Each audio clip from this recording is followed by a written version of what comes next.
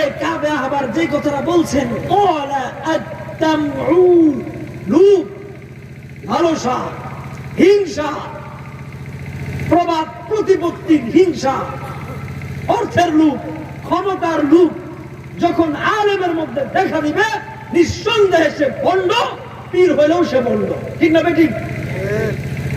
5 নম্বর, যিনি হক্কানি পীর হবেন এবং তার কাছে যারা মুরিদান হবেন, তাদের জীবনের মধ্যে আখলাকি পরিবর্তন আসতে হবে। যদি দেখেন সে আগে খাইতো বিড়ি, এখন ধরছে গাঁজা, তাইলে বুঝতে হবে পীর সাহেব খাই ইয়াবা। ঠিক না বেঠিক?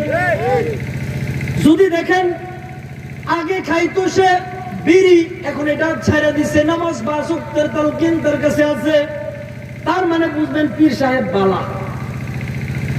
যদি বুঝেন আগে খাইতো সে বিড়ি, এখন খায় কলকি, তাহলে পীর সাহেব একেবারে আবার ব্যবসায়ী ধরে নিতে। 5 নম্বর গুণ বাবাজিরা, এটা আমার কথা নয়।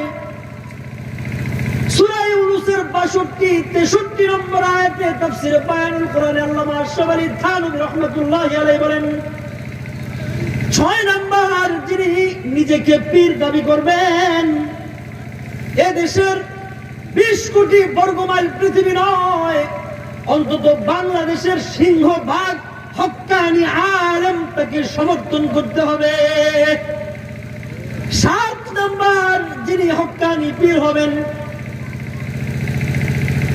তিনি নিজেও জিকির করবেন এবং মুরিদানদেরকেও জিকিরের তালকিন করবেন। কারণ লিকুল্লি শাইইন সিকালাতুন ওয়া সিকালাতুল কুলুবি যিকরিল্লাহ।